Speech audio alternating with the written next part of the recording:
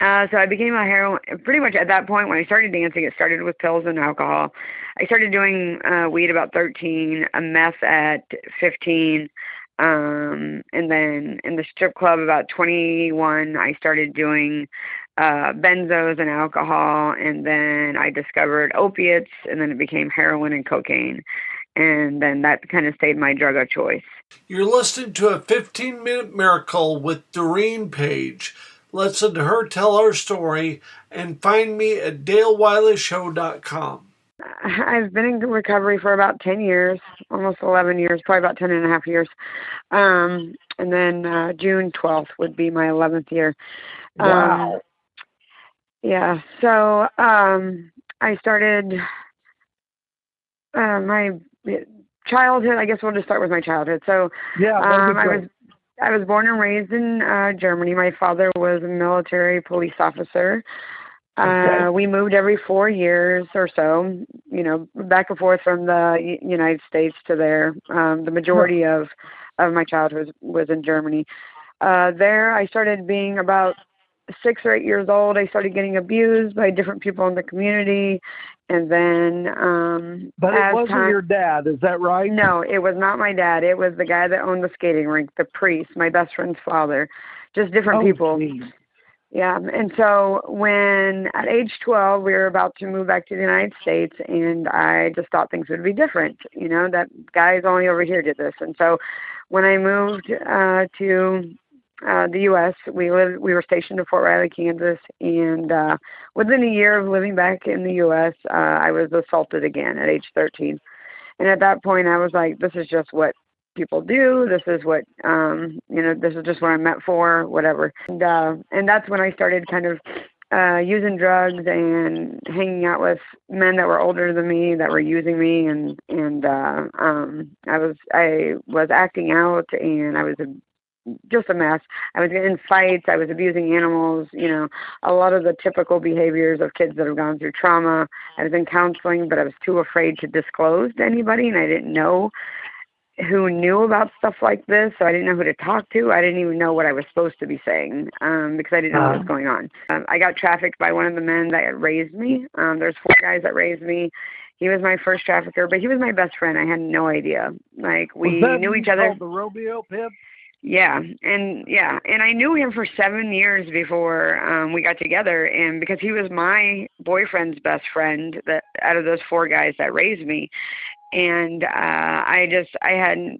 we knew each other so well, and I trusted him after my earlier relationship with the guy that I was with for a while, and a failed marriage, and I trusted this guy, and I ended up started working in the clubs, and me and him got together, and we thought that it would work because we knew each other, but he had me working in clubs. He wouldn't let me count my money. He wouldn't let me eat anything fattening.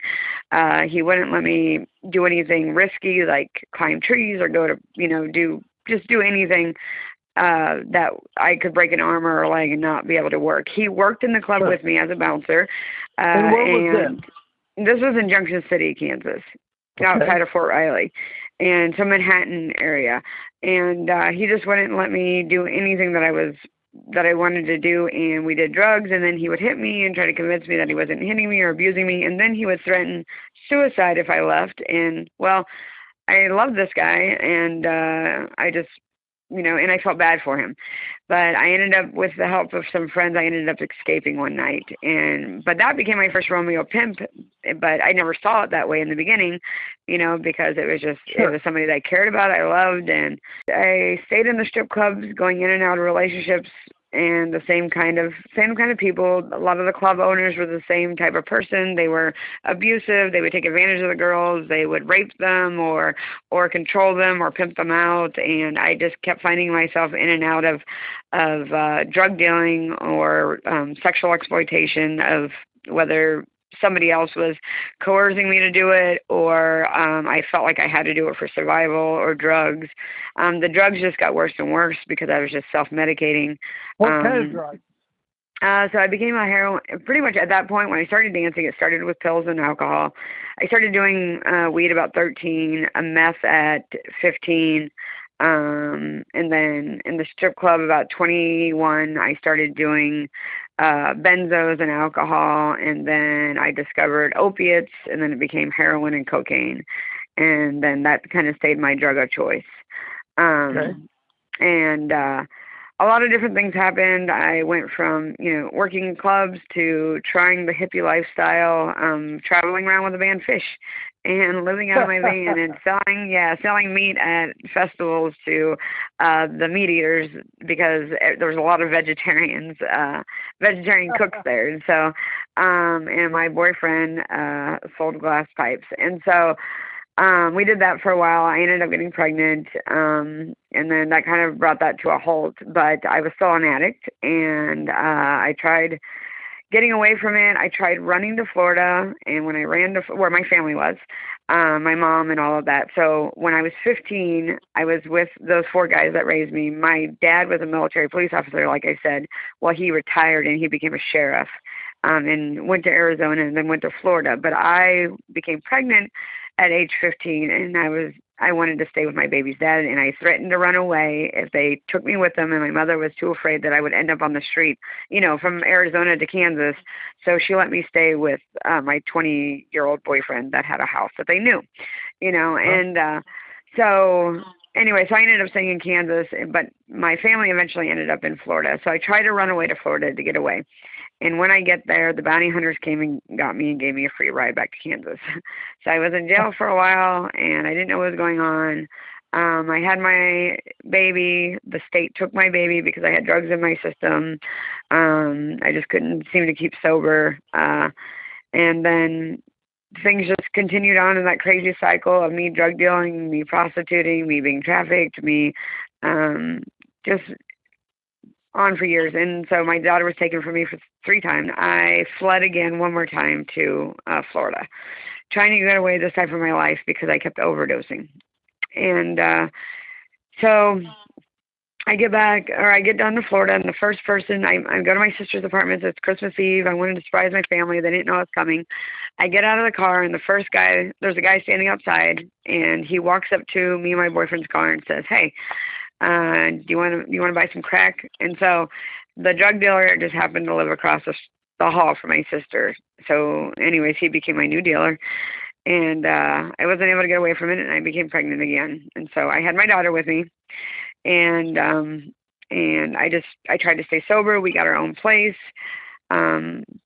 Things did not work out. My boyfriend at the time got arrested. He had a warrant, and anyways, I was trying to do the right thing, and I went back to Kansas because I had to go to court, and I didn't want a free ride like I had gotten the last time from the bounty hunters. So Sure. I went back, and within like 3 days of being back, somebody called me with a lot of money and wanted me to get him some stuff, and I was like, no, I'm just in and out, just want to go to court, and I wanted to get out. And and before I went to Florida, I was just in and out of homelessness, either sleeping, either at my dealer's house or in hotels or just wherever, bouncing from place to place, and and then or my sugar daddy's house. And when I got back, I was sleeping. Me and my daughter were sleeping when I went back for court to Kansas. Me and my daughter were sleeping on the storeroom floor of my sugar daddy's, and and with nothing. We didn't have anything really with us, because we were just supposed to be there for a week. Anyways, so this person calls me, and I say, no, I'm not going to do anything. But I ended up going over to my dealer's house to get all my stuff, because that's where all my stuff was before I left. And when I get over there, everything was gone, but she had an ounce of crack that she wanted for me to get rid of. And I was like, no, I just want to be done. I'm done with this life. And this was my pimp dealers. And so, so they felt that I owed them money. And so she really pressured me, and she was like, your guy needs bail money, right? And, so that kind of convinced me. And I'm like, okay, there's somebody already waiting with money. I'll just do this and get it over with and be done one last time. Right. So anyways, I get it. I got rid of half of it, but on my next trip, I got pulled over by 3 canine units. They searched me, and they took me down to the station for 5 hours, and they were threatening either to take my children because I was pregnant with my second child, my daughter was already in the system, and or I was going to, they were either going to, if I didn't enroll or snitch, they were going to take my kids. And if I did snitch, my pimp was going to kill me, is how I felt about it. So I stayed there 5 hours, just giving them kind of BS answers, about nothing, about, just piddly stuff that they wouldn't care about. And finally they're like, you better give us something. And I'm like, fine, I'll do what you want, but you have to give me time, because that's not the way it works. You're not just going to let me out of here and everybody's going to trust me, because everybody already knows where I am at this point. So, and it was the scariest time of my life. I said I would, and they would call me and just have me meet them in like back alleys. There was no safety.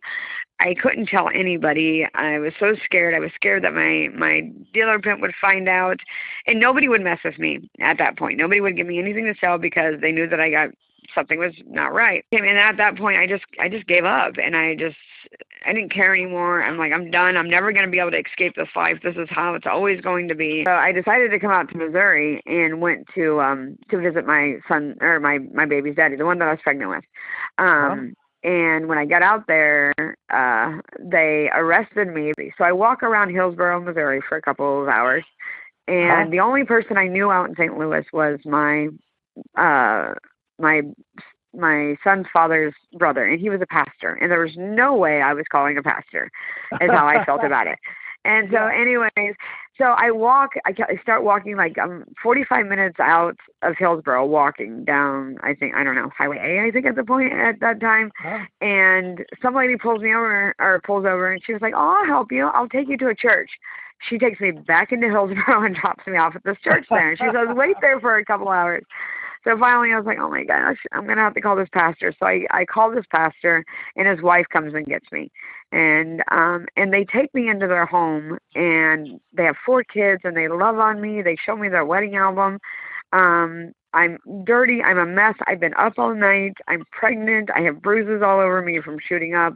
I have, but they didn't see that in me. So they took in what had not happened to me in a long time. A junkie, prostitute, drug dealing, thief is how I felt about it. Sure. But they didn't act like any of that. There was total acceptance. They took me in. They loved on me. They let me spend the night at the house without locking the door. They let me, and so because I had to ride home the next day. And it was Afton, Missouri. I'll never forget it. And it was spring, and it was beautiful, and it was green. And I went outside to sit the next morning. And I'm sitting outside, and the pastor asked me about the bruise on my arm. And I lied to him. And then finally I just broke down crying. And he was like, you should come out here. And I'm like, out here where? And so I wanted to get sober, but I never knew what it looked like. And that was the first glimpse that I had of what probably a normal life was like. And it was beautiful, and it was perfect at that time, and it was a family setting. And because any other time that I wanted to get sober, I didn't know what I was getting. I didn't know what I was looking for. Right. I didn't know. And that was my first pinhole of light that was coming through the darkness.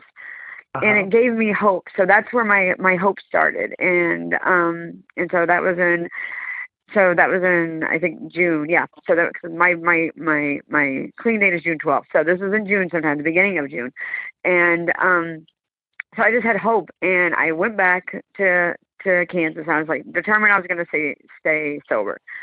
And finally, like after a few days went by, like everything went wrong. People were ripping me off, and the cops were bothering me again and again. I just gave up. I'm like, I'm just done. I just can't get out of here. How am I supposed to get out of here? So anyways, one night it's storming. I'm trying to shoot up, and I'm not getting any veins. And every time I do get a vein, I just puke, and I'm sober again, and it's just not working. I didn't care about the baby that was inside me anymore. I just didn't care, but I was done. I wanted to die. And somebody calls me the next door, and they want something. So I'm walking across the parking lot to go give them something, and I drop everything in a puddle of water because it was storming. And I thought I cleaned myself up, but I'm crawling around this puddle, and all of a sudden lightning flashes, and I see this blood all over me that I did not clean up. And I was just horrified. And I've seen it multiple times, but this time it was just different. So I get up, and I walk back into the storeroom, and I get on my knees next to my daughter, and I said, God, if you're real, I need you to show up right now, because I don't know what to do. And I just fell asleep. Doreen's now in charge of a ministry in St. Louis called The Harbor. Please listen to Dale Wiley Show and 15 Minute Miracles for more stories of inspiration.